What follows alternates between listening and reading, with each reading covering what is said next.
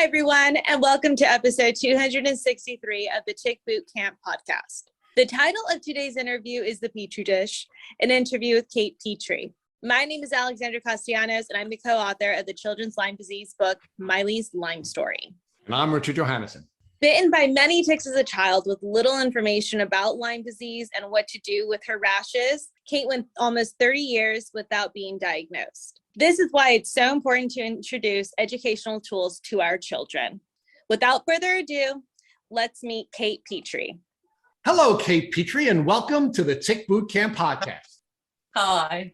And today, Kate, we have to share with our community that we have a special guest co-host, one of the people that I've been really excited to meet and to work with, and the author of one of my favorite books, Miley's Lyme Story, which I'm holding up. I know folks can't see what I'm holding up, but it's just exciting for me to hold up one of my favorite books. So folks, we're really excited to introduce Alex Castellanos as my co-host. So Alex, say hi to the folks. Hello, everyone. Thank you, Rich and Matt, for having me. And Kate, I can't wait to speak with you.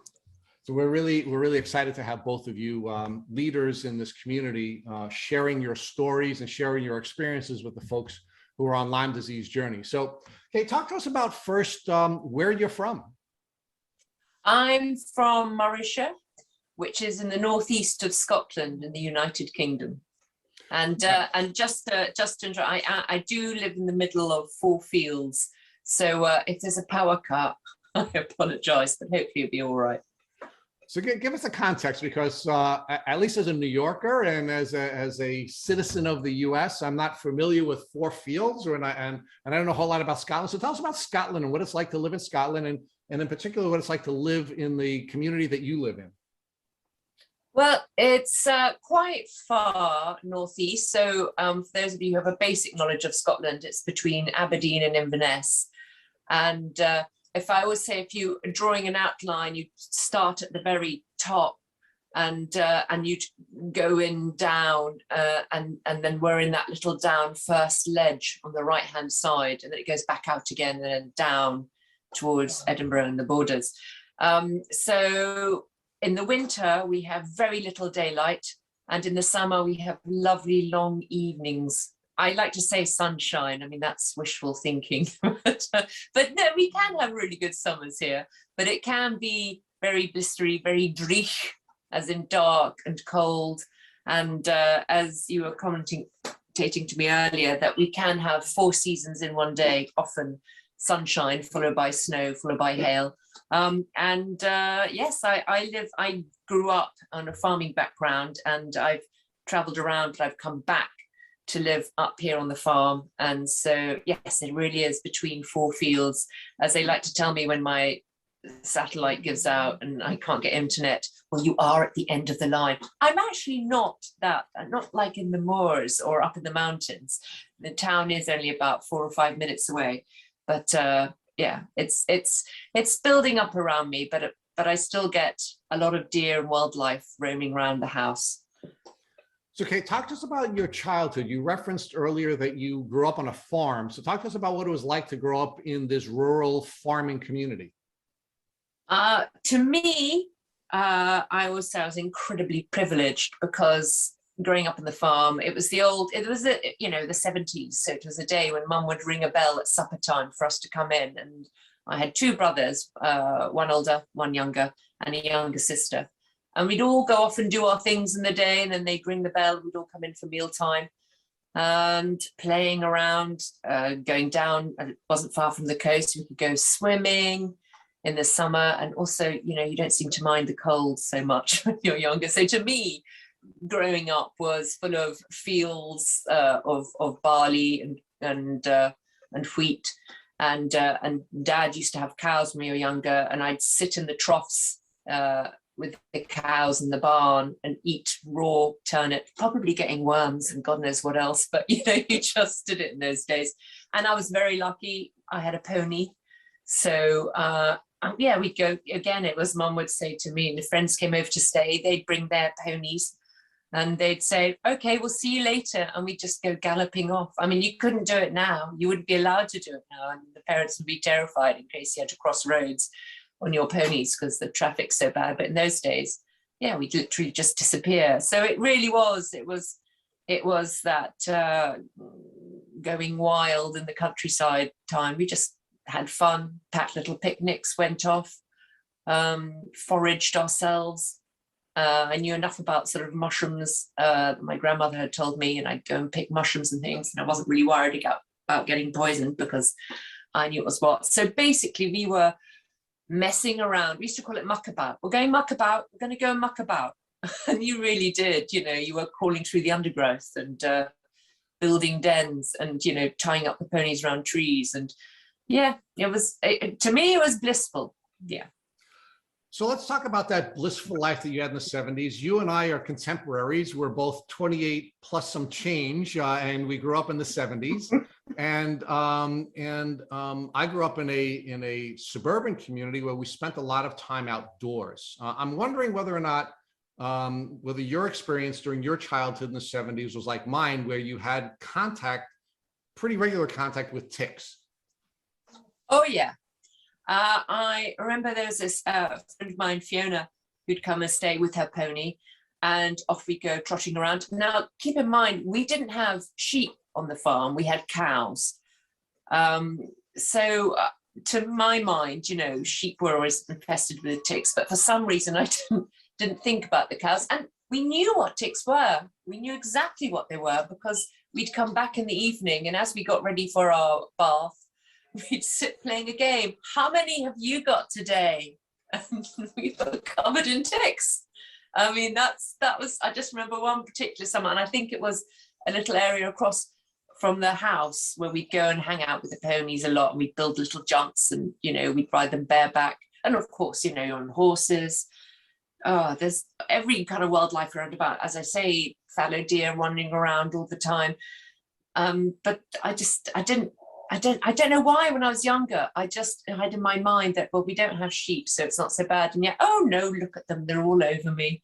We'd laugh and pull them off. And Dad had that thing, of course, being a farmer in those days, put a knob of butter on it and it'll back out, smother it and it'll back out. I've got a lighted cigarette, hold still and we'll burn the back of it and it'll back out. Oh, burst. I mean, that was disgusting. Now, 30 plus 40 years later, whatever, but that's what you did. And if the dog had one behind his ear, same thing, lit cigarette on the back to make it come out, or smother it in butter or margarine or whatever you had, and yeah, basically suffocate the animal, make it, you know, which now we know we wouldn't dare. So now, when you were dealing with these ticks as a child, and your parents were helping you to deal with these ticks as a child, were there any concerns that the ticks could make you sick? I don't, not that I was aware of. I completely, because it was just like, ooh, you don't want one of them in you, but then, you know, you didn't want, I don't know, you didn't want spider on you, you didn't want to be stung by a wasp, you didn't. So I wasn't made aware as a kid that there was something that they carried that was bad. It was just that they were nasty and gross because they bit into you, which was just unpleasant, and they looked like horrible, nasty, swollen marbles. You know, it's like, ew, blood-sucking creature, yuck, pull that out. And that's really all I was aware of when I was little. It's just, but you know, when they were really tiny and looked like little tiny spiders, we just thought it was quite amusing and quite funny. And oh my God, we'd sit and pull them out ourselves, just tugging them out. And the heads were probably left in half the time. Ugh, horrible to think about. But yeah. No, I don't think, no one ever, I really seriously don't think I heard the word Lyme disease until I was much, much, much older. I think till I was, yeah. Well, of course, Kate, you would not have heard about Lyme disease because the bacteria hadn't been discovered until way later in time, right? I mean, it wasn't discovered until the 80s. So you were being bitten by ticks and you were dealing with ticks prior to the discovery of the bacteria, as was I. Yeah. That was one of our experiences. My family's experience is a little bit different than yours. We had a janky tick kit in our mudroom where we would have Vaseline. We wouldn't use butter, we'd use Vaseline, and we put the Vaseline on, on the tick, and then we would pull the tick out, but we didn't burn the tick on our person. We were always told the only way you could kill a tick is by burning it. So we would wrap it in paper and then burn the paper to burn the tick. So it's interesting how, you know, our native experiences were similar, but, you know, in many ways different. Right? Yeah. So that was a big part of our childhood as well. So talk to us about what it was like to go through the educational system in Scotland, and what kinds of goals were you setting for yourself at this time in your life? When I was 9 years old, I was sent to boarding school. It was something that my father had done, and so when it came to the children, he did the same. So you had, which we call public school, but the public schools are private schools in the UK.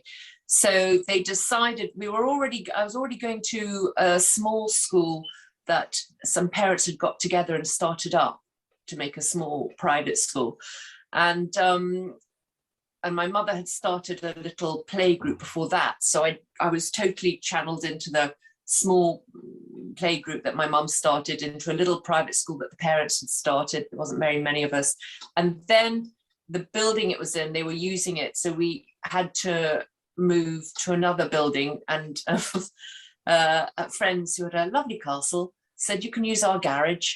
So we loved it because it was beside a really cool castle, which is quite exciting.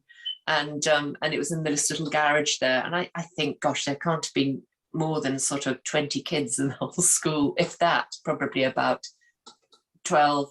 And, you know, one teacher, old-fashioned teacher, who taught everything, would say, now put your desk down, it's time for something else. And that was great. And that was that whole running around and just sort of being free. But it was 25 miles away from home, and I got really bad car sickness. And so I started to board weekly with friends who lived nearby. And I suppose they just said, well, actually, if she's doing that, she may as well go to boarding school. So I went to a boarding school called Aberlour, which is in Banffshire, the next door county, about 18 miles away. And it was well known because it was started by a guy called Kurt Hahn, who had started a school called Gordonston, which was a big school here in Morayshire, still going. And it was very outward bound. It was all about learning to go up in the wilds and look after yourself. And the Duke of Edinburgh, the Prince Philip, who had his memorial service just recently, he had gone to Gordonston, and he had started Duke of Edinburgh Awards, which was about kids going exploring and finding things. The whole ethos was go out, and there's one teacher that used to take us there, and survival, eat crickets. So it was very, get out there. We were allowed to take ponies, and we did a lot of camping and so forth. And that was really fun. You were often with a backpack aged 9 or 10.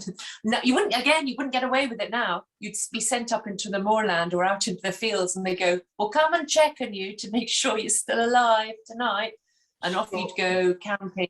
So you were out and about, but I'm still to this day amazed that kids still do all this, but they still have very little knowledge of ticks, because again, rife with them out there.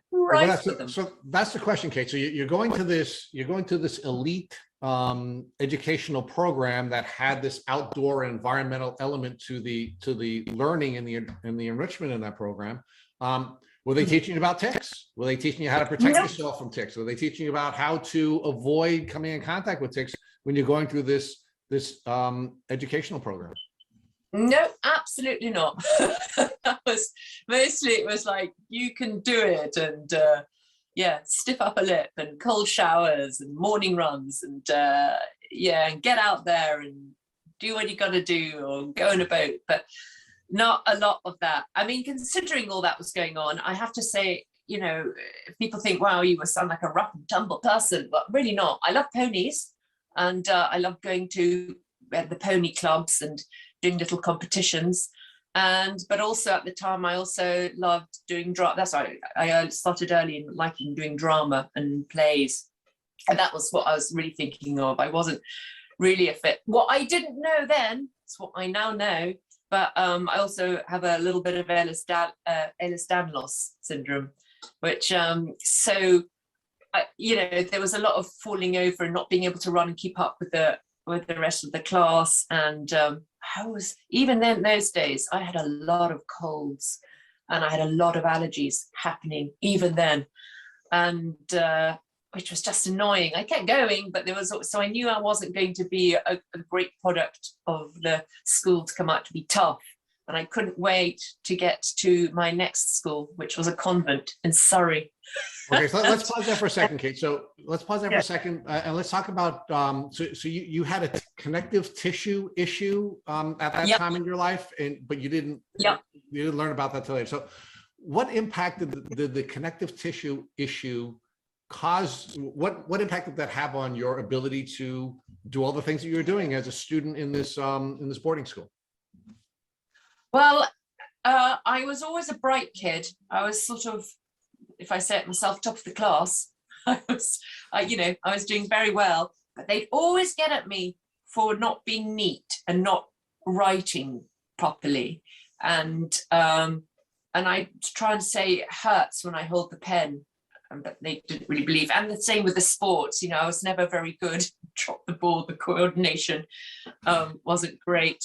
So it was difficult because I was trying to be what they wanted me to be, and be this sporty person. It just wasn't in me because, and even going the camping side, I do remember friends say, look, we'll take all the equipment, you do this. And they said, here are the eggs, Kate. Here are the eggs in a bag. You just take the eggs and we'll take everything else. So, okay. And yes, I broke them. So they swore at me a lot while we ate shell in our eggs. But it was frustrating because you want to get going, and I remember thinking, but I'm getting the highest marks. Why are they all so cross with me? Because they can't read my writing. And that was a sort of theme that carried on to this day. But again, I didn't. From the EDS. Yeah.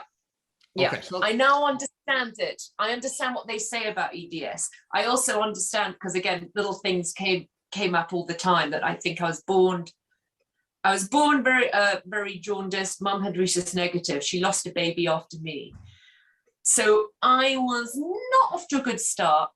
And I'm just going to pop in there that recently I just found the baby book that my mother had from when I was a kid. And she noted down Kate's first whatever, Kate's first this. And she always said to me, yes, it was so embarrassing. You didn't walk till you were nearly 2. And I had to take you to the doctor. And I sat you up and I said, she won't walk. Catherine just won't walk. And then apparently the doctor said, come here. And I stood up and took 3 steps. And she went, oh, now she's doing it.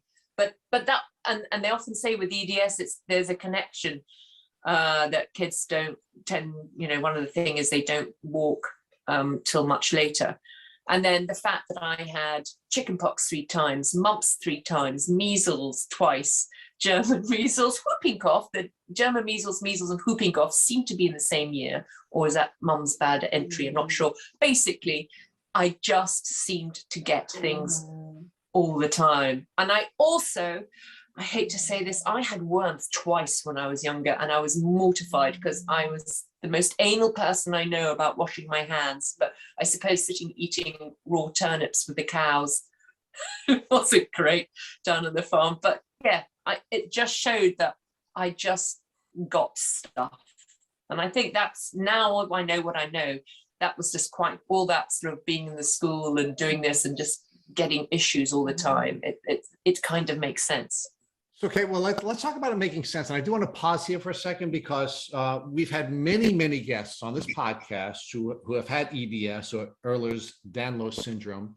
And Matt and I have often debated about what the connection is between EDS and Lyme disease, right? And because you're now raising it, I do want to explore with you for a second. And you were a sickly child, so you were clearly immunocompromised. Let's talk about the chicken versus the egg. Do you believe that your Lyme disease, or that you are vulnerable to Lyme disease because you were immunocompromised, and that the EDS is a symptom of the immunocompromised condition you had? Or do you believe that all the ticks that you were getting bitten by and the Lyme disease that you were clearly harboring was making you more vulnerable to all of the non-EDS, because EDS is genetic, but all of the other illnesses that you seem to have during your sickly childhood? I have debated this. I have gone back and forward and just talking to other people and understanding all the different things I got and what led to my final diagnosis. I do believe that I was predisposed.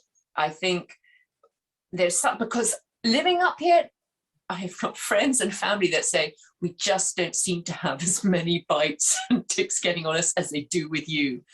And so I think there's something that makes it easier for them to pass through with the whole connective tissue thing with the EDS.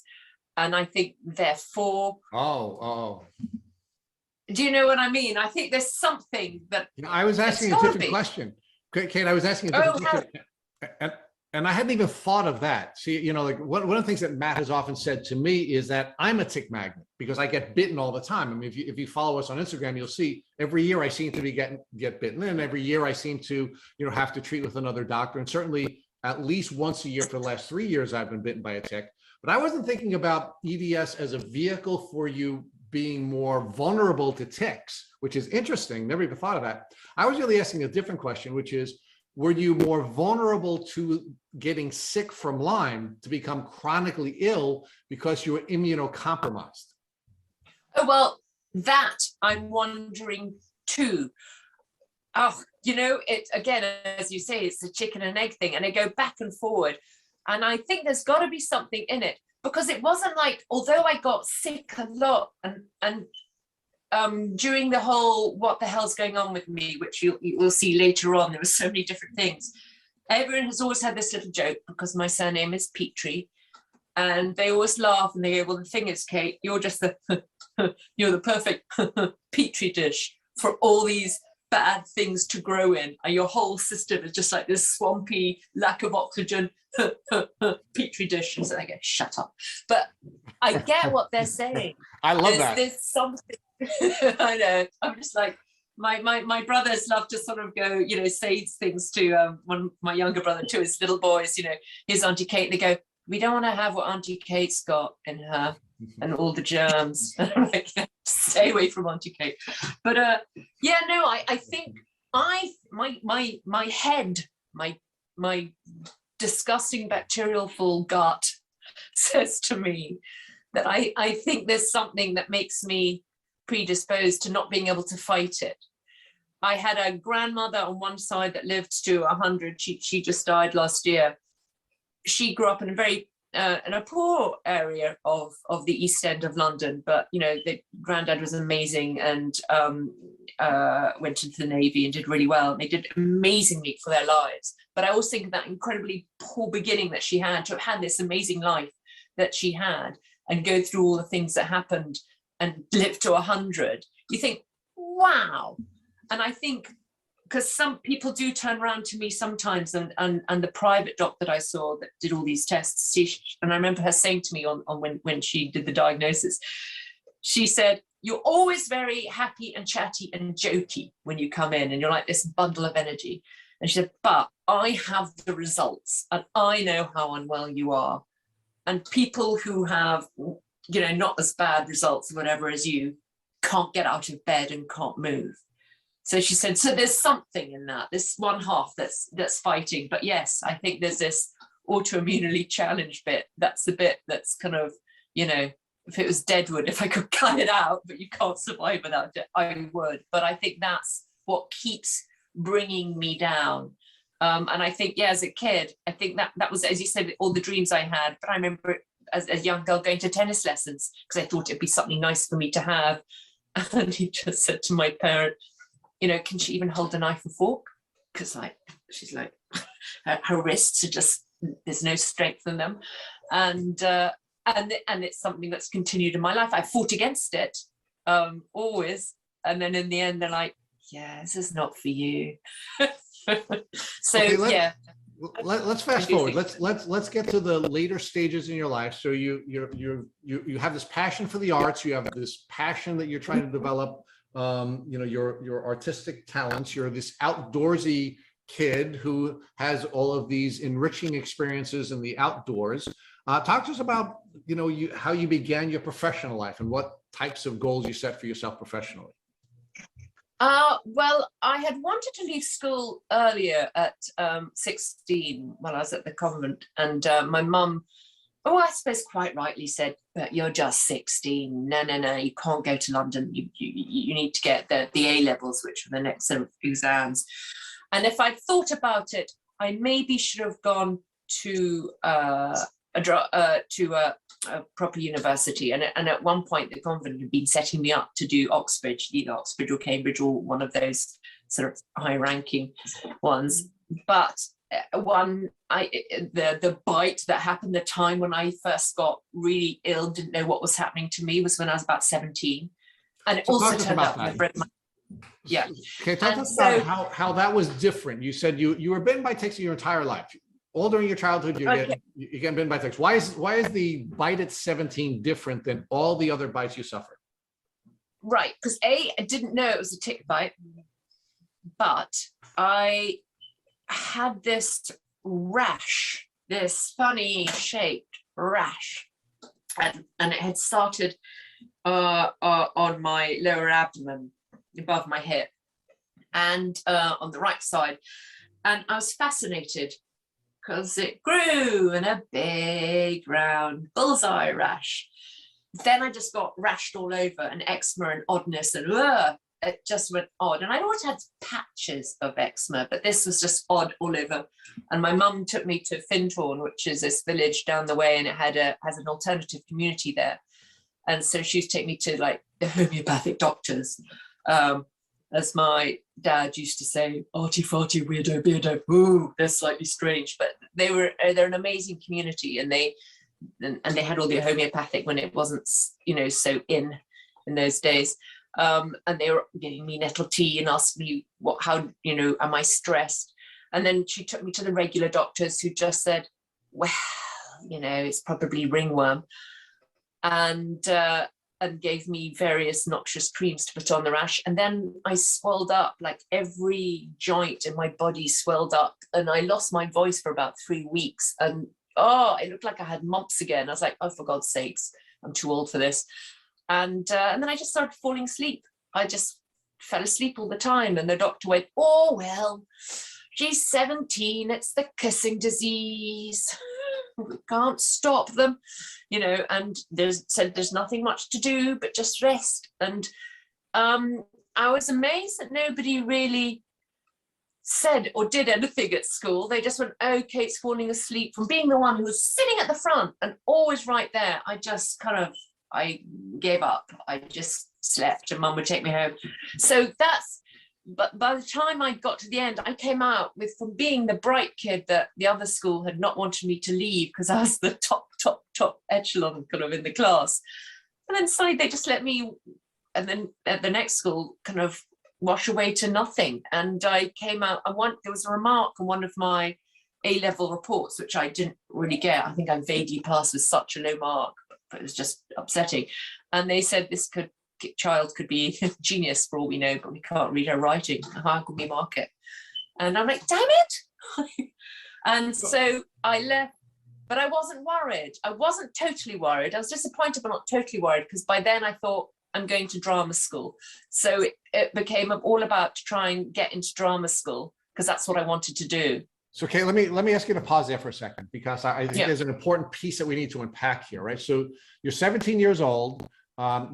You have a traditional bullseye rash, and that doesn't mean anything to you, right? I mean, so for example, if you had the benefit of a book like my co-host's book, Miley's Lyme story, where she actually outlines, and I know our listeners can't see this, she outlines and shows you what a bullseye rash would look like. So if you had the benefit, for example, during your childhood, of having a book like Miley's Lyme story, and you had an example like Ms. Castellanos has built into her book, you would have known, or you would have had some information from your childhood experience about what a bullseye rash is, and perhaps you could have had a different experience during your life.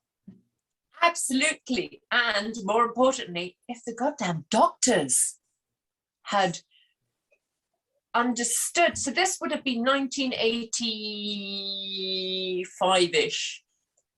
So you'd think, being the northeast of Scotland, but I'll tell you something quite frightening. Even today, It's constant battle. They don't It get is a it. constant battle, but we let's. are- But Kate, let's pause there for a second, because look, one of the reasons it's really important that we have people like Alex writing the books like the book she and her daughter have written, is because it empowers people with information, right? So even if the doctor you are treating with in your community didn't have the training or the education to properly treat you, because you would have been an empowered patient after reading a book like this, you could have gone out and sought treatment from more competent doctors. You could have done your own research and found someone, right? Absolutely, and that's the brilliance of it being for a young kid, because you know how kids always look at you know, they're going to sit when they're playing around and see a funny mark and go, "Mummy, what's this?" You know, which mum might miss because she's in a hurry and she's bathing you and you're gone. Yeah, no, absolutely. And I think that's really important, because it is the youngsters today, as well as the oldies, as well as the in-betweenies. You know, you want to say to all of them, this is what you've got to look out for. And I think, yeah, for little kids, it's like with anything, start with the little kids, because if they know and they're armed, you know, with the right knowledge, absolutely, they can question. Okay, let's pause here for a second. I'm gonna ask Alex a question, even though it's earlier than I expected. But Alex, how does it make you feel that you've written a book that someone who has been suffering with Lyme disease for a good portion of her entire life believes that had she been able to see your work, that perhaps her life would have been different? How does that make you feel? Wow. So, okay. So I'm glad I'm jumping in right now because Kate, my mind is going crazy right now. I'm just thinking, okay, you went to the natural doctor and you were told that the rash was possibly stress. And then the GP, now you're told that it's ringworm. And I'm just sitting here in my jaw and my mind. And I'm just like, you know, because I actually went through something very similar with my daughter and her rash. I mean, she had a very clear bullseye. And I was told that I was being very dramatic and being a little overly protective. And I was actually sent away. And it was a very classic bullseye rash. So back to like what Rich is saying, just to even put it out there. And I know that not every Lyme situation is a clear bullseye rash. It can just be, red. It could just, or maybe you don't even get a rash, but it's just about, putting it out there and just, I'm just in shock. I'm thinking, God, you went from stress to ringworm, and this is where you're at. So it's stress, ringworm to kissing too many boys. I forgot that one. That was the most important one. Did you, I'm sorry, and forgive me if I'm jumping the gun here, but were you ever given any antibiotics other than that cream that you were given for the ringworm? No, right? Because we were still not in a Lyme situation. Now, I can't quite remember, but I think what got me was, apart from Endometriosis, is that for animals, some kind of hydrocortisone cream for the eczema. I think, and at first, because it was fluey, they might have talked about, can she take antibiotics? What should they do? And I think when he decided that it was glandular fever, which is Epstein-Barr, but they call it glandular fever, and that's when he said it's a kissing disease, and he thought this was all a manifestation, and they just said there's nothing we can do, she just needs to rest. So at that point, nothing. And okay, let's pause there for a second, because it sounds to me that the doctor treated you with steroidal cream, right? And one of the things that we know about steroids is that they're immunosuppressant.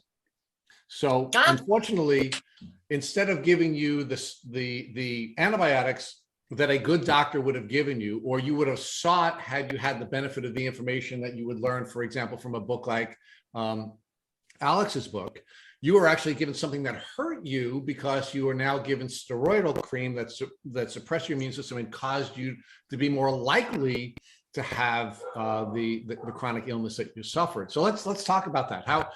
Because the 17-year-old bite is very different for you. Talk about how the rest of your life, going up to the time that you got your Lyme disease diagnosis, how did your life change after that bite when you were 17 and you received the incompetent treatment of steroidal treatment? So no A levels, which was what you need to get into university. So I didn't even entertain the thought of doing drama at a university, which in hindsight I should have done, because it would have been, you know, I had a thirst to learn. It would have been nice. But anyway, I got 2 Ds or something, and I didn't bother turning up for biology because I was just tired, didn't like it. You know, I just gave up. But, you know, and I think I had a rough time. There was lots of little things that were getting in trouble and not doing. And I think because I was just so tired. And I think a lot of it was also, I wanted them to help me with my auditions at school, and they wouldn't, because they said you're meant to be concentrating on your exams. I was doing architecture and English. I just felt there was no help. And I think that was my first real,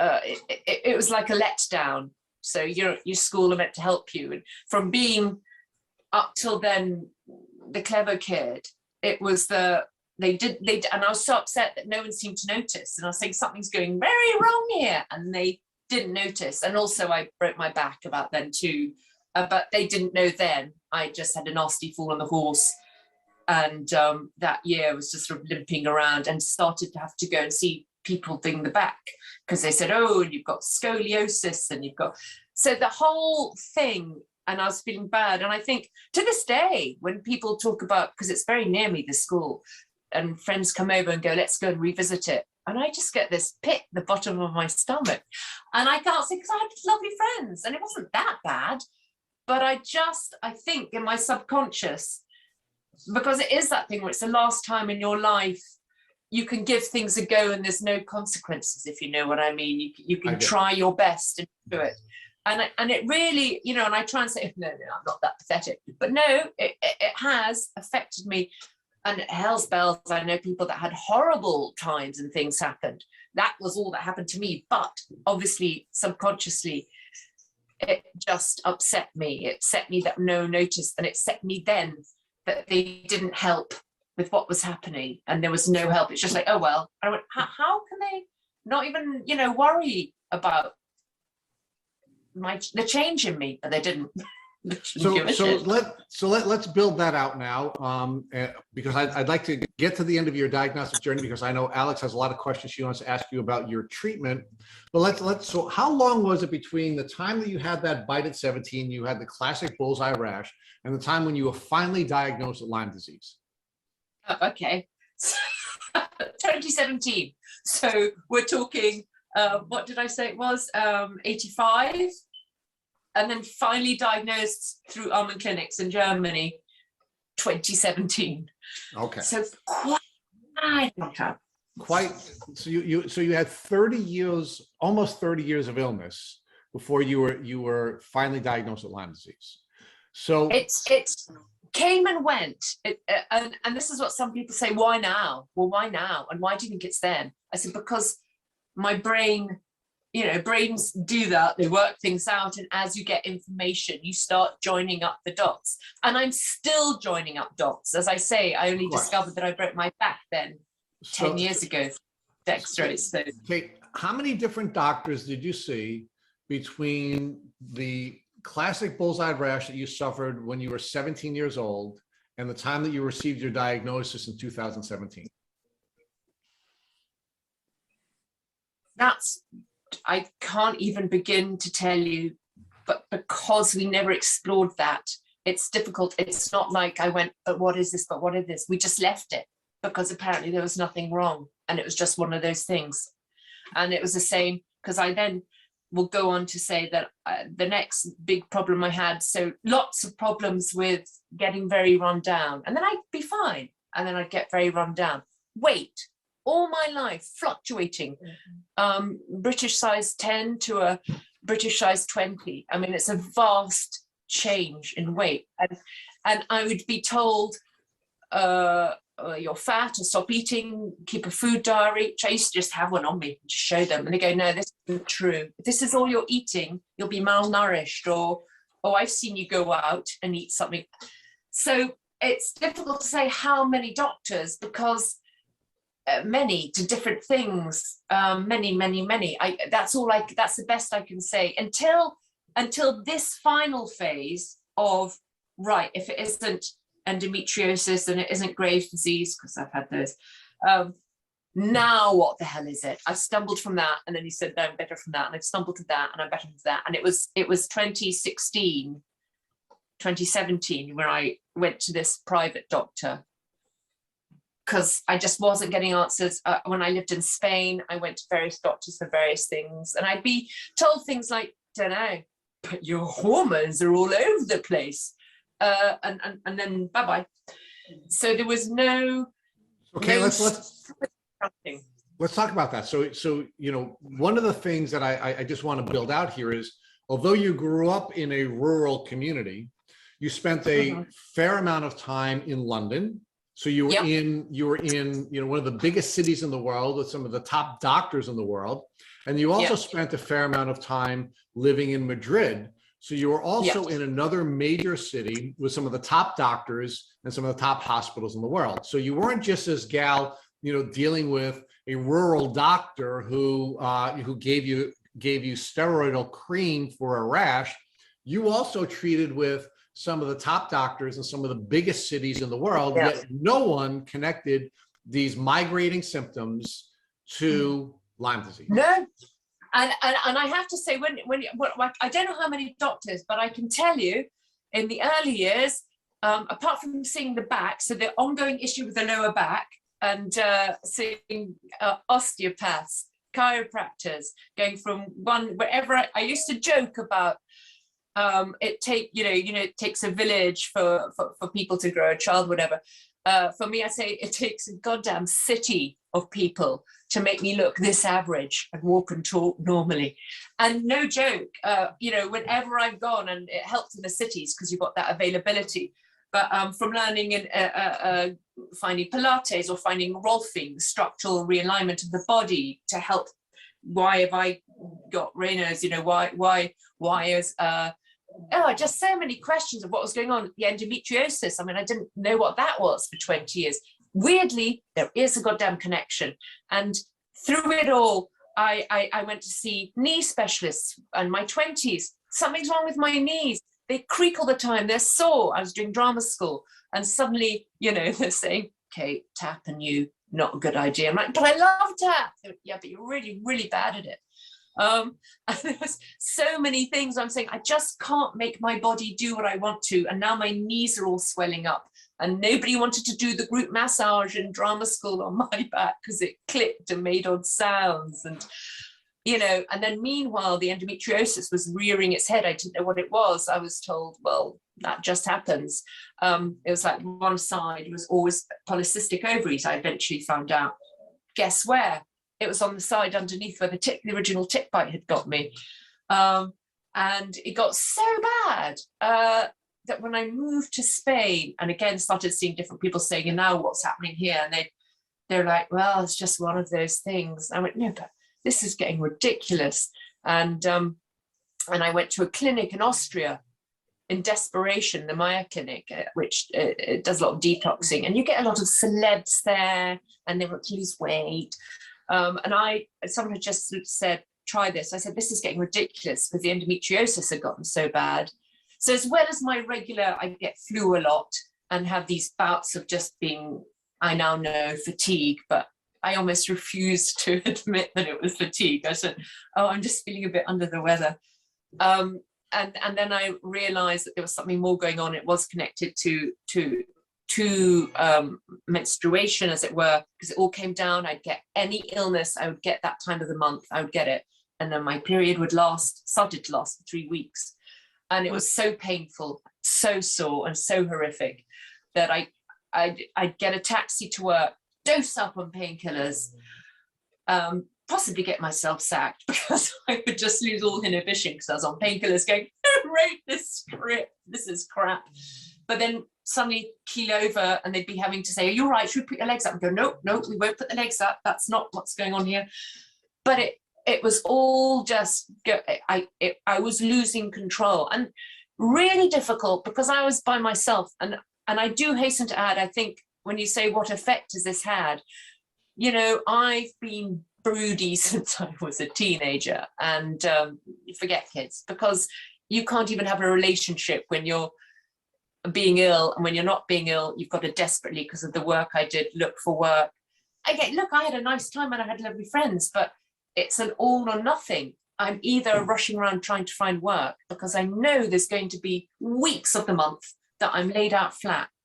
And then I know that no matter, you know, they tried to give me, every time they tried to give me the flu jab vaccination, it would give me flu, and I goes, no. And I go, okay, I had a temperature and I was in bed, then I got bronchitis. Whenever I got things, they lasted forever.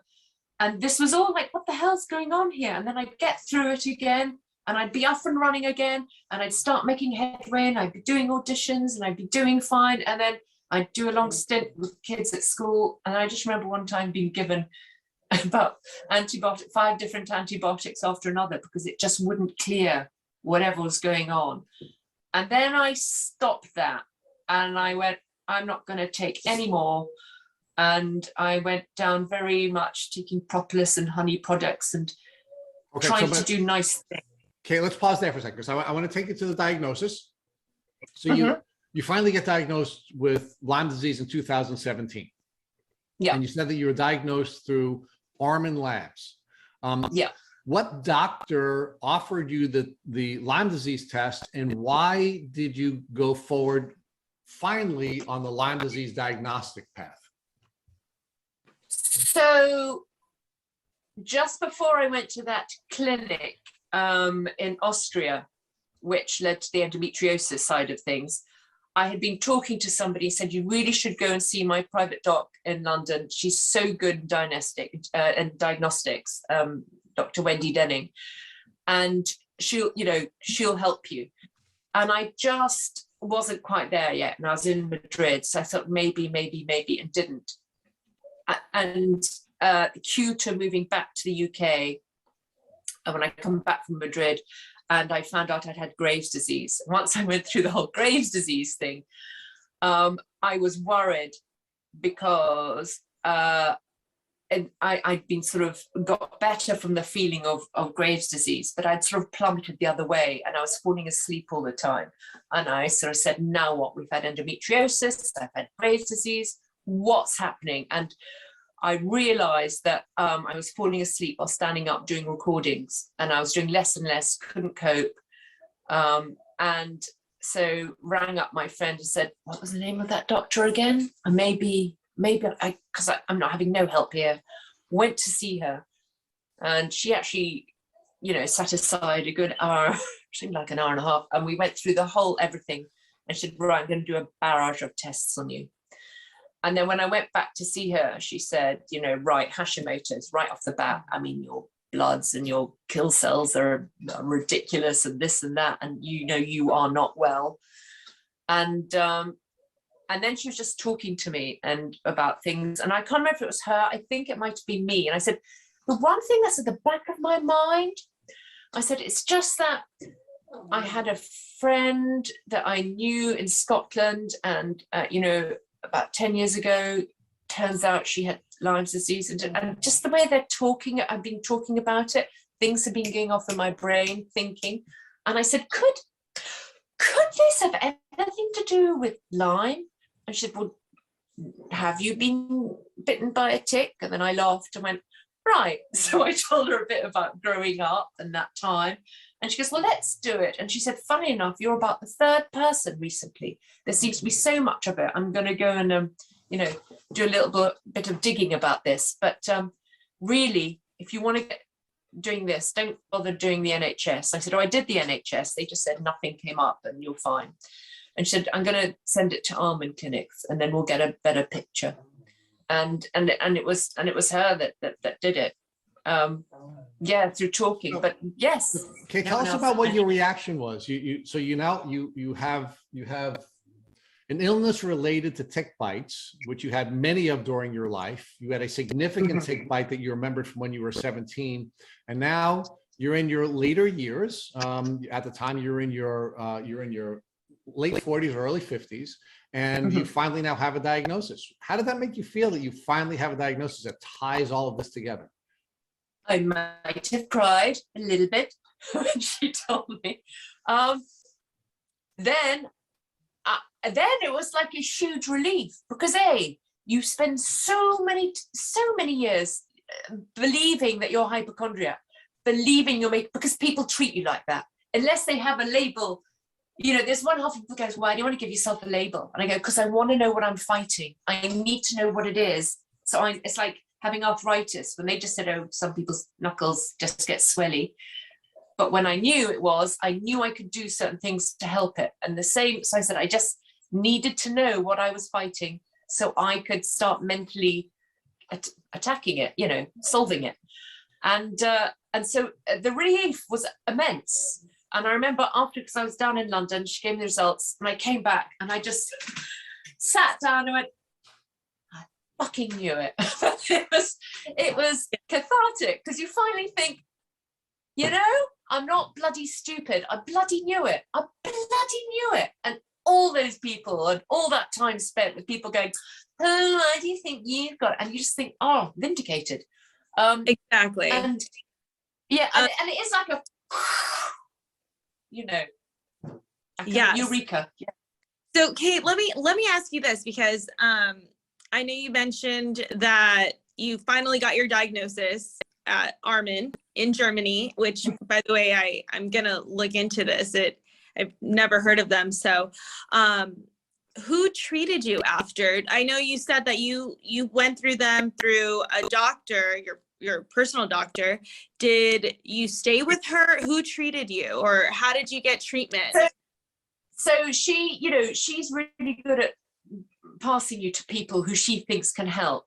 That's what she was doing. So she could do so much, but for the particular Lyme, and she talked about maybe go and see Gemsec, but she said, but you know, she said, I know it's all expensive, and she didn't necessarily want me to go careering over to, you know, the States, whatever. So she had a lady that dealt with called Judy Rocha, who oh my God, who does when you hold things and they hold things up to you, because my brain, it like kinesiology typey stuffy. Yes.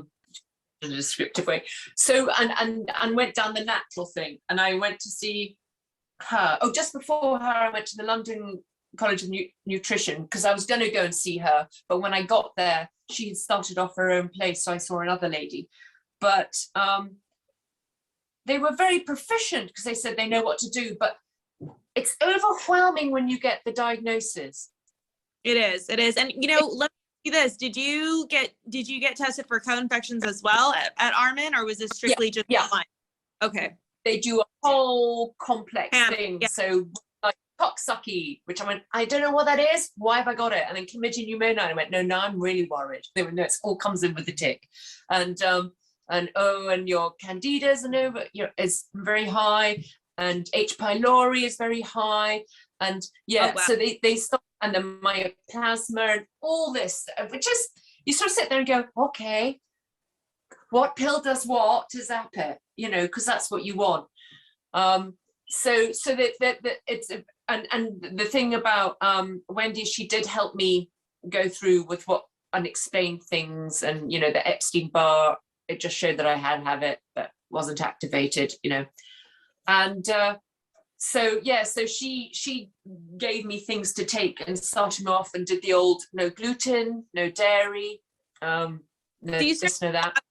With changing your diet, incorporating that, because you know that's a game changer right there for anybody that has Lyme and co-infections. It's definitely going to start with the diet. I know, personally speaking, for my daughter, when we're not on the quote unquote Lyme diet, that's when we see a lot of major changes and flares in her. But let's go back to your treatment. So did you do antibiotics, or did you just do natural? At that point, I just did natural for the first year or so. Are you doing doing drops? Like what kind of? I'm looking over to my fast train stuff. I'm like, there was a lot of Dr. Klingshardt medicines and bits and pieces. I'm just like, and there was a Get on the Sisters and Canis tea, and coffee enemas, and then there's pineal and cat's claw and blah, blah, all the sort of herby, kind of Buddha herby things. Lots of those. And then all the stuff that she said that I was needing, like digestive and chlorophyll, and we love chlorophyll. and that's that whole kind of, that whole little, even got activated charcoal, I'm just popping them. The one thing I find confusing, and I wonder, I mean, you're there to help your kid, but even when you're an oldie like me, and I changed this other lady, Judy Rocha, but then I changed again. And I remember my private doc, Wendy, saying, oh, that it's a bit much for you, is it? And I said, I have to have a crib sheet. I have made myself, and it took me a week to work out this crib sheet and type it and put it in, all the drops I needed. And I said, in my brain, I find it really difficult. And I'm afraid I'm a bit bad with all this lot. I go, and, forget about taking the time. I'm sorry. I joke with my friend because my friend does that too. She has a list, and it's, and she has it itemized, and it very much finds out. We call it an itinerary, it's like a vacation itinerary for Disney World, but it's filled with, supplements, antibiotics. 2 drops, 2 drops, 3 drops here, half an hour before a meal, then 6. Yeah. I can't. And to be honest, even at this age, I mean, you're there to help your kid, but even at this age, I can't. It just gets to. I start off really good, and then I start forgetting. Yeah, and so that was that for now. How long did you do this for? When you initially got diagnosed, and then Dr. Wendy, helped you and put you on, the natural supplements. Like, how long were you on that for? I think I did it for about a year and a bit. Okay. A year or 2 years. It merged with, at the same time, they did another lady came over and was doing a herbal thing with a Lyme disease Scotland group. And I went to see her as well. So I think I started off with her, and then when I got the official thing, went for about 6 months, went to see Dr. Wendy. Went to see Judy Rocha, who gave me things. The trouble I had was traveling to see people to get diagnosis, and the cost of the money and going back and forward. You're tired, you're not working, see, you're pretty broke. And then if it's just you, which it was, you have this barrage and huge amount of pills to take. And it got too complicated. I said, I need to find a simpler way of doing this. Because if you're by yourself and there's no one to help you, it's hell. And my whole day was about taking a pill. And then they said, don't forget to eat. I just don't have time to make food. I did lose a lot of weight for the first few years, also because I'd made all these changes in the diet. Right. Half of me, and it's like a water flow. Half of me felt really good on it. Okay. But I couldn't just make that final bit to feeling really well. It made a certain improvement, things like arthritis, because I was leaving out nightshades, and I was beginning to do more. I found a place that did oxygen, so I'd go and do that. And I really liked that. The oxygen chamber was really good. Unfortunately, it's an hour away. So I drive there for an hour, I do the oxygen, and it was affordable. It's like £12 a session. So brilliant. And then I drive back, but it wiped me out. So it's like with everything, if it's too far away, it kind of zaps its beneficiary points. But definitely the change of diet, that would be my ultimate. As I always say to people, number one, I know it's scary. You can do it, and you can cheat in different ways, but you got to get rid of that sugar and the dairy and the whatever, and for sure. And I stick to it more or less. There's an occasional champagne glass, at Christmas or something, but generally, I keep off it. That's for sure. But Kate, so you said something right now, and it really kind of struck a chord with me. I did not really think about this. You were talking about when you were going to, the oxygen appointments that you were doing and you were by yourself, and then having to drive back by yourself and you're alone. Did you have friends or family that you could talk to even on the drive? Or I had I so nearly crashed that car so many times by falling asleep, and it's all little country roads, but I would just have waves of sleep coming over me on the way back, and I'd like, it got the one thing that Dr. Wendy said, she said with the Hashimoto's thing and then with the Lyme thing, she said what I would recommend is tell people what's going on. She said, can you get your husband to help out? I said, if you can find me a husband, I will tell him to help me, but I don't have one of those. yeah. And I do have chickens and 2 pugs and 2 cats, silly me, and I live in the countryside. I get cold. I either have to pay someone to chop my wood or I have to chop my wood. And as you get more broke, you have to do more, and it just drives you nuts because it's like this never. I don't want to give them up, and I keep saying I can't cope with the hens. I can't cope with any murdy death. You know, I want someone take my hens. I go, no, I want my hens. And then I went through a phase where my bees started stinging me because I thought about venom therapy, but I suddenly became really allergic to them. And one summer they just kept made a beeline for me every time. Even going walking in the wood, a bee would come out of nowhere. And then I had these things called horseflies. And one weekend I had weird things started to happen when I started the treatment. My hair, it's normally brown with grey bits through it, fine and silky and floppy. It went huge 80 ringlet curly hair. And everyone, oh, well, it's hormones and this is what your hair does and it's going to be like this for the rest of your life. Well, it's growing out now and it's gone back. But for 3 years, I had full-on afro. And then I put in the thing on the Lyme group and said, has anybody else had this?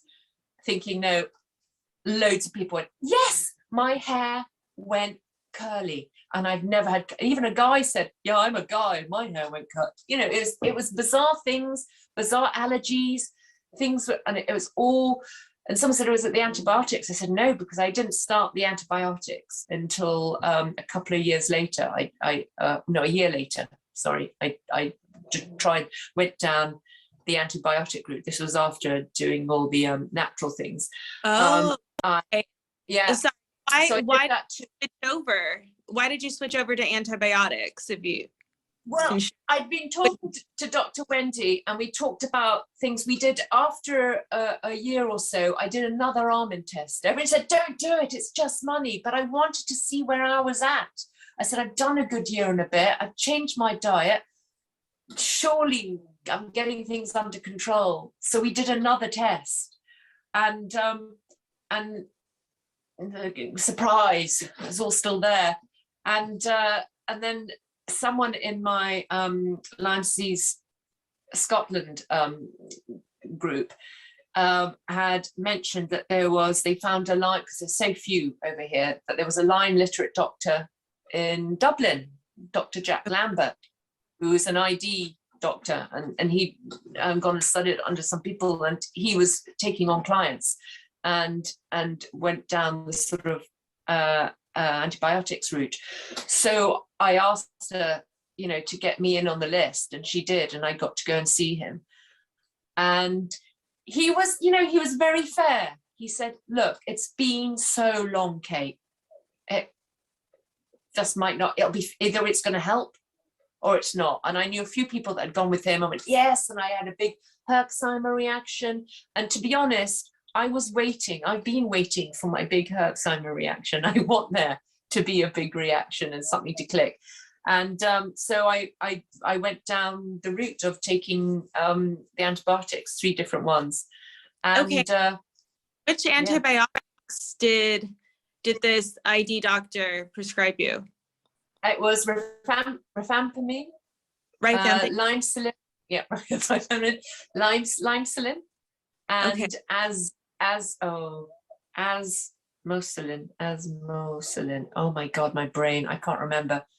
One of the ones they were talking about helps COVID, but I can't remember. Well, at the beginning, as I can't remember what it is. So yeah, I took 3, and I've heard that some people had was saying they had really bad, they got terrible fungal issues and so on, and candida. I said I hadn't been treating my candida because I had problems with that.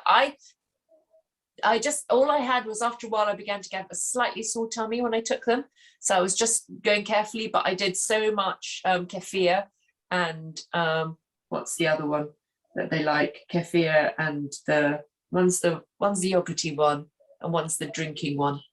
How about kombucha? The two K's, kefir. So I did loads. My house turned into a kombucha and kefir factory, and I just going, God, I hope this. So I never had a problem at that point with anything. I just took them all, but I never had. And they often say, did it help? And you know, the awful thing is, I don't know if it did. I didn't feel worse, but I didn't feel better. I just, you know, trundled along, and I'd spoken to him about stopping it, and we were doing it at the same time with the lovely lady Napier's near Edinburgh, that were doing herbs to run alongside it. But it coincided, unfortunately, beginning of 2020 and COVID. My mum was rushed into hospital with sepsis, and she had a horrific 3 months and then died. And it was a very, very, very, and it still is, traumatic time. And it was all during COVID, just as COVID was kicking off. So it was all pretty awful because we couldn't see her, and she was having a hard time there. And it was all due, and I'd come off the pills, and I just thought, do I want to continue? And I went, no. I just had that reaction of, no, I don't want, I just can't, I don't want to take any pills. And so I stopped everything. And then she died, and it was all pretty awful. And I knew, and I remember my sister-in-law said to me, you know, how are you all right? And my way of coping was just get very organized, and organize the funeral, and organize this, and did this, and was organizing everything. And I said, what I tend to do is I just go into organizational mode and do a lot of tidying. And I said, and then I will get ill, because that's what I've done every time. And then a few months later, just the fatigue just wham, just came straight into me. It's like hitting a wall. I went, oh God, you're back again. And because I'd gotten to a point where I was functioning and getting things done, and it was great. And curiously enough, I don't know whether I'd had COVID or not. I might have done. I just don't know. It's like trying to explain to somebody, but can't you tell? I went, no, because when you feel like you have flu generally all the time, it's so difficult, unless it was a really bad case of it. But you know, I'm such a clean eater, and I've been doing so much that I didn't expect that I would, if I did get it, that I'd get it terribly. I know there's moments where I had a snuffly nose, and I had sore ears or a sore stomach. I wasn't feeling fantastic. That could have been it, wafting in, wafting out, as things do. So even now when they say, but did the antibiotics help? It's really difficult to know, because I didn't feel any change. But then, you know, when it's been over 35 years and you're just taking them orally and you have malabsorption, I often say, you know, it's like when they continue to say to me, your calcium and, you know, and your magnesium and all this, it's all low. And I said, wow, in magnesium, I roll in it, sniff in it, rub it on me. How can it? And they, well, malabsorption. On the other hand, with all that work I did, because I got tested again last summer with Armin, and they said, your leaky gut, by the way, it's looking great. Unfortunately, the malabsorption still is there. And by the way, you have mold as well now. So I don't know, was that something to do with the antibiotics? Because some people say it makes you more susceptible if you eat it. I don't know. I don't know. That's a question, isn't it? It's just doing things to make you feel better, like infrared sauna and other of my goodies. It's difficult to tell. Definitely. Well, first and foremost, I mean, I'm really sorry to hear about your mother, especially going on in COVID. And you mentioned that you were not able, you know, to really be there for her and visit. So my sincere condolences right there, because I think if anything, that's probably one of the most gut-wrenching things is when you can't be there, you know, and be present. And then just going through everything that what you were going through, you know, personally, and just pulling off from the antibiotics and dealing with everything in such a personal, you know, aspect. And wow, my heart really goes out to you on that. I just, I don't know how you did that. It's a yeah, as I say, you watch this space, I feel more rotten. It'll be like, you know, I think with anything, you cope, don't you? When you're already dealing with a chronic thing, it gets to that point where you just go, oh God, now what? I mean, it's just one thing, but it's like with anything, you just have to peel each bit off as it comes and just kind of try and it's like you're using your brain to say, this is going to do this to me and it's going to make me feel crappy, but I must differentiate it from, you know, I don't want to make Lyme the big old monster that's going to consume everything. And because there's always, isn't it? There's always that moment for those of us who've had it, or where you don't want this to be the rest of your life. And there is always the panic when you go, oh my God, they're going to find me, and my cats are going to be licking their lips and eating my tongue on my body, and my pug is just going to go, oh, that's really sad. Anyway, I know I'm cute enough for somebody else to look after me. I'll just go up and see the neighbours because she's lying there dead on the floor. So you just, it's like with anything, you go, nah, get out of my brain. You can't afford to wallow in that sort of mire, because, you know, and I think, again, anybody who's had this kind of chronic illness as well, you realize, as I was saying, when they said you must tell your friends and family to help, I tried to tell them, and because it wasn't coming from the local GP that they knew, the person in authority that they knew, they first used to make comments about your quack doctors. I never understand, if someone had told me this was happening to them, they'd found out this, I'd be so supportive and in there. So I don't understand this refusal to acknowledge it, and to rather label you a sort of hypochondriac faker. And as I always say to them, do you think any of us would choose this one if we were faking being unwell? We'd choose to say it was Lyme to make up a story of being unwell, because you get ridiculed, you get very little help, you know, and certainly from the locals, it was like, nah. But again, all I can do is say, this is what's happening to me. This is why I'm late. I forget things. I used to be so good at birthdays and getting on time. Can't do any of that. Any thoughts I ever had on going back on stage, forget it. I don't even know if I can remember lines.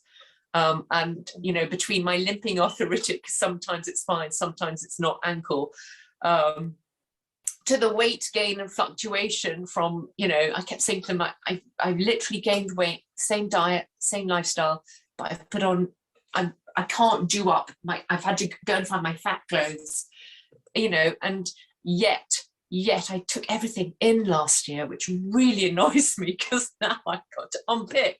But it's just stupid little things. And yeah, you just say, I wouldn't wish this on anyone. And it's kind of, yeah, it's just challenging you. But yeah, it's that. You just have to take the small and the big and go slowly. But again, I'm so glad, as I keep saying, I'm so glad you found your daughter, you found out about your daughter now, when you're there to help her, because golly jeepers, you know. Yes, it can catch up to them, and then, you know, that's when you see a change, and then it's harder to come out from that. But so Kate, are you on any supplements or vitamins right now? Because I know you mentioned you're not on the antibiotics anymore, correct? No, came off then. There are moments when I think about going back on, but it's, you know, get panicky. But I would like to try, and I'm leaning toward wanting to try sort of go down a more herby route and vitamins, and just try and strengthen myself from that at the moment. So what do you mean that you feel that you have times that you want to go back? Is it because you have like reoccurring symptoms, or is it just because it's in the back of your head that maybe it's untreated and maybe it'll come up out of nowhere due to stress or diet? Yeah, that's my ongoing occasional tick latching onto me still. I'm like, oh, that's right. I forgot that's still have I been reinfected? Should I double dose, or is it like double jeopardy? Like once you've done it with the antibiotics, if another one comes in and reinfects you, there's no point, or should I be? So, and because, you know, no one says anything, and it's so difficult trying to say to the doctors, but if I didn't show up when I've got Lyme's disease on your tests that you do here, I'm still not going to show up, because my body's just not forming antibodies to them, and it's just welcoming in the squatters and anything else it brings. So I think, should I just blast myself? Mm-hmm. And then I switch the other and I go, lately I've swung around to as I did so well with my leaky gut, I want to keep building up that sort of probiotic strengthening side on that. So I continue to take the chlorophyll and things like that to sort of help. Yeah, I'm all about the detox sort of side of it, and I still do coffee enemas once weekly or once every 2 weeks. How do you feel after? I feel I'm slightly lately I was kind of almost doubling the dose, and I wasn't feeling anything. Normally when I do the coffee enema, weirdly, because everyone goes, ooh, and I go, do you know what, if I have headaches or stomach aches, it helped clear them.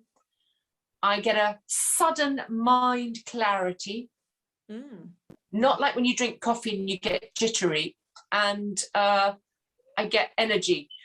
I know, and I was worried because lately I hadn't had that, because I've been so fatigued of late. And then yesterday, I didn't get to sleep till 2 o'clock, my fault, because I was pushing through, because I knew I had a whole lot of admin and stuff had just built up. I said, I've got to do it this weekend.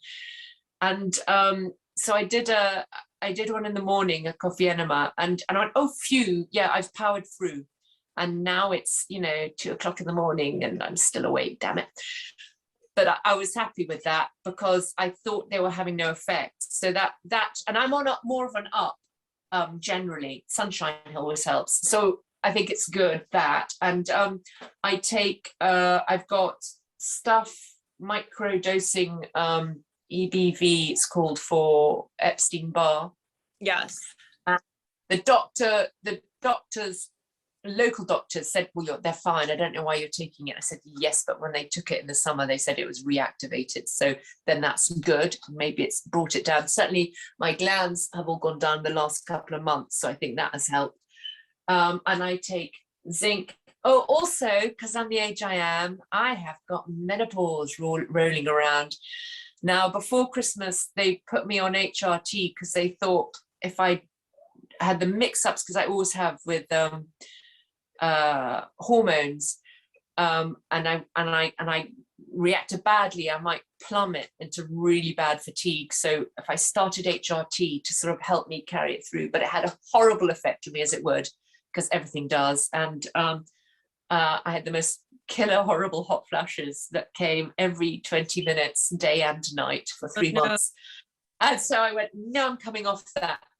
And I'm now feeling a lot better having been off it. So obviously I've got a body that just doesn't like being tinkered with of anything like that. So I'm feeling a bit better in that, but I take lots of, I've got nettle, I drink nettle, I take nettle, L-tryptophan, I take collagen by the bucket loads, because, is it Borrelia that bunches through all that sort of stuff. So trying to keep going out because I'm the age I am. And so the L-tryptophan's meant to balance it out and help you sleep with it. Quercetin and nettle, curcumin. Just looking over at the side, there's a lot of stuff there. Vitamin C and magnesium always, and zinc. Calcium, I tend to go low on it, and I used to get really bad tetany for decades. No one told me what that was. When your hands hook in and sometimes your feet hook in, you just feel them curling inwards. I don't know if that was to do with the Lyme, but it was all these odd things I got. And eventually it told me yes, and actually it's a lack of calcium, like malabsorption. And they said, look, you're taking this stuff in, but because of the malabsorption, because of Lyme and Co, or whatever it was, it's not getting to where it does. So your hands hook in. It's very strange. So I take all sort of little supplements there. And then the main one I was taking was low dose naltrexone, which Dr. Jack Lambert put me on in when I was visiting him in Dublin, and that really helped. And they found that it helps the autoimmune system and just to balance it out. I can't take a very high dose of it, and actually on the group there's a lot of people who can't do the full. I'm going to take 4.5, but I can only take between 0.5 and 1.5. And you get very vivid and weird dreams. And I've come off it just recently. I like to sometimes just give myself a break of stuff and then build on, because it does get to the point where you're shoving so much in, you just lose track. And then I can't remember.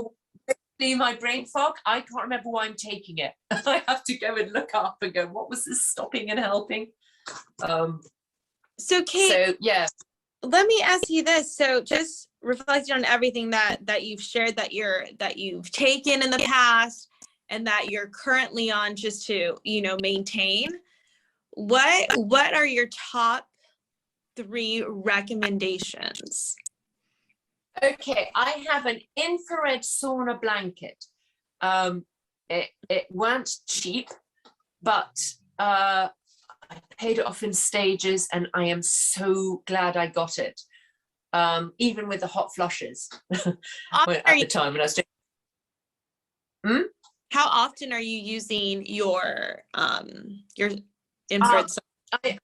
I try to as much as I can. Lately, because I've been doing other things out here on my building and my garden, and I've just been rushing around, not so much. But when I first got it in 2018, I think it was, or beginning of 2019,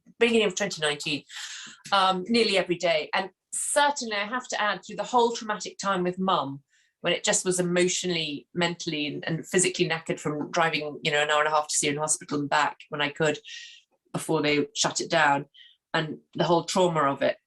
It's the one thing that I'd get into it, and you sort of pull it. It was one where you lie in, you put it on your bed, and then you pull it over you. It's like a heavy sleeping bag you climb into, yeah. And it was just not from the sweating, keeping fit, but it just felt like a warm, comforting hug, as I'm going to say. And it's the only place I just switched off and I'd go to sleep.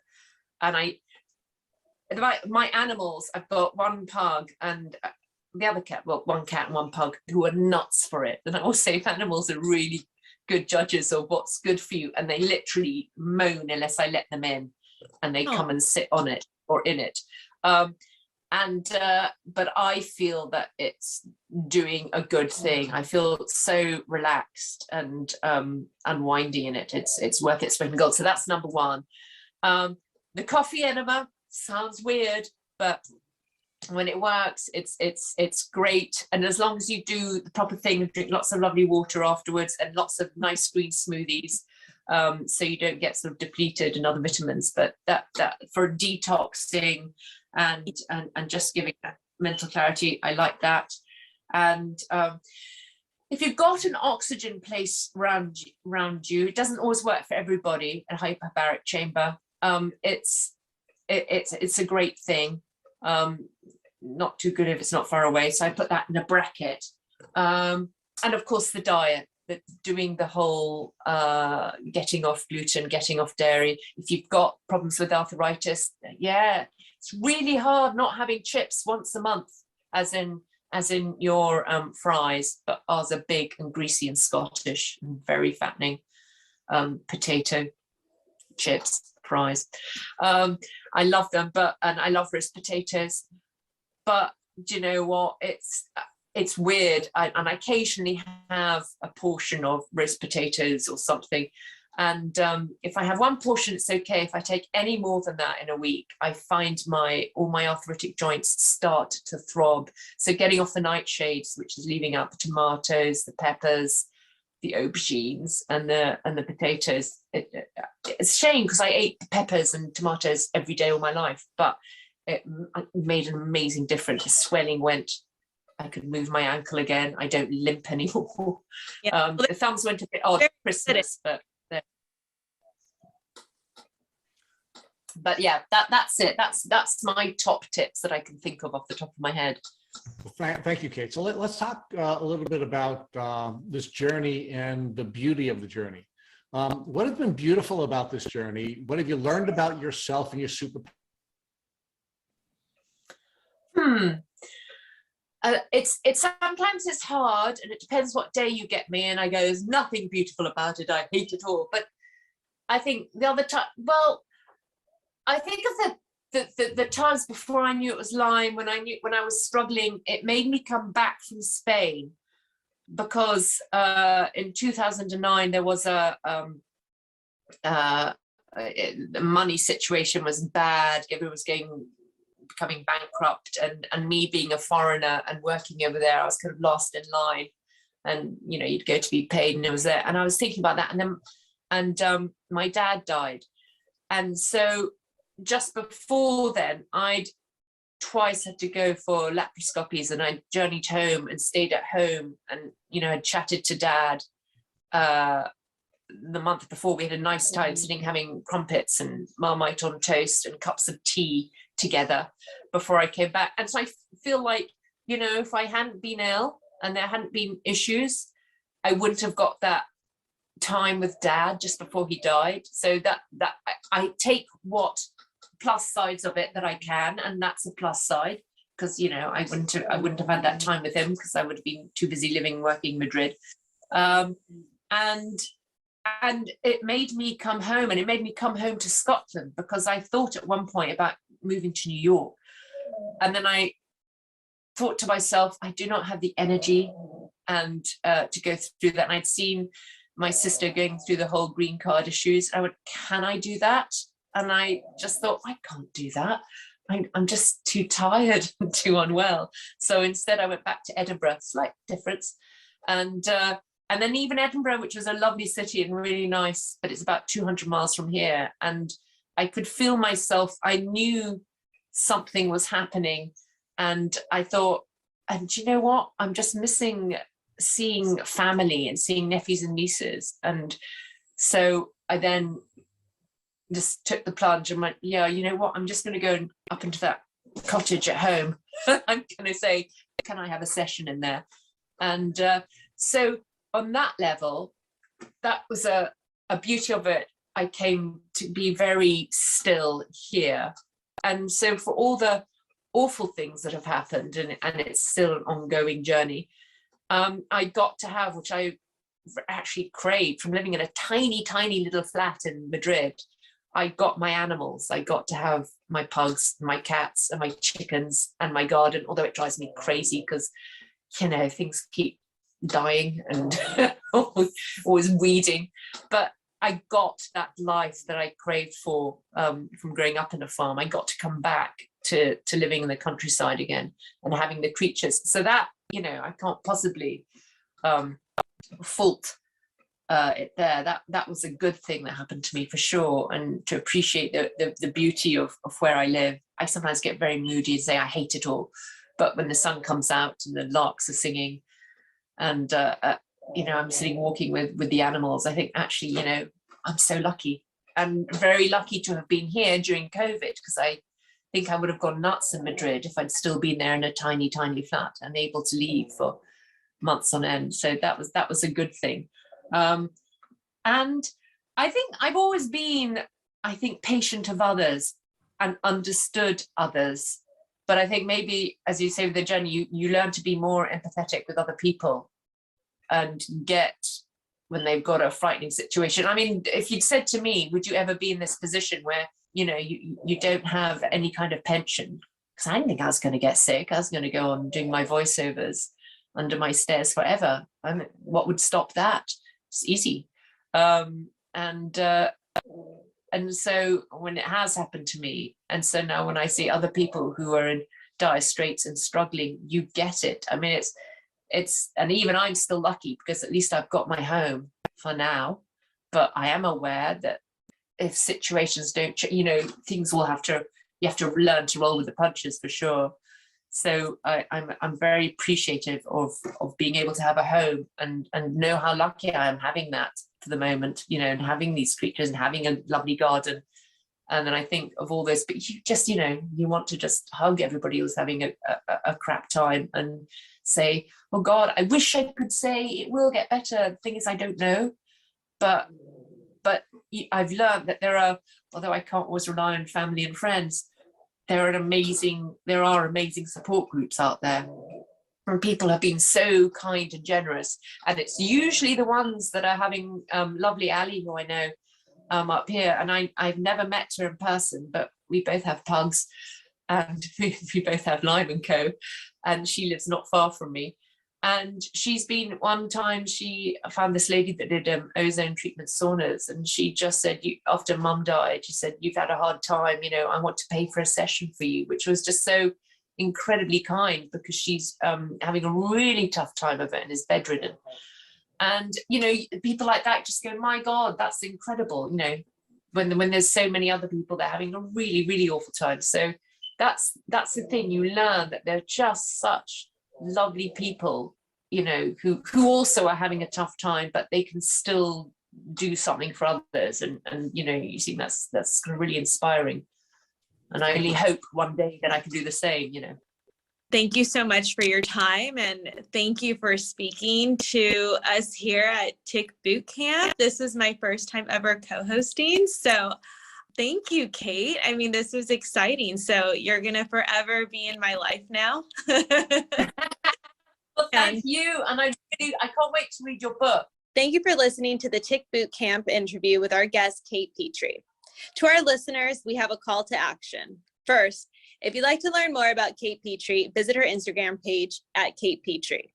Second, if you're interested in a Lyme disease resource for children, please go to the Instagram page for my book, Miley's Lyme Story, or purchase the book at Amazon.com, BarnesandNoble.com, or Target.com. Third, if you've enjoyed this episode of the Tick Boot Camp podcast, please share it with your friends on social media. Fourth, Tick Boot Camp has created a tick bite blueprint that has been inspired by the information that we have shared with us by past podcast guests. We urge you to visit our website at tickbootcamp.com/bite to view the blueprint. Fifth, don't forget to subscribe to this podcast on Apple Podcasts, Google Podcasts, or Spotify to get your automatic episode updates of our Tick Boot Camp podcast. Please take a minute and leave us an honest review on your podcast platform of choice. Sixth, if you'd like to search our podcast library of over 250 episodes for specific keywords, please visit tickbootcamp.com/search.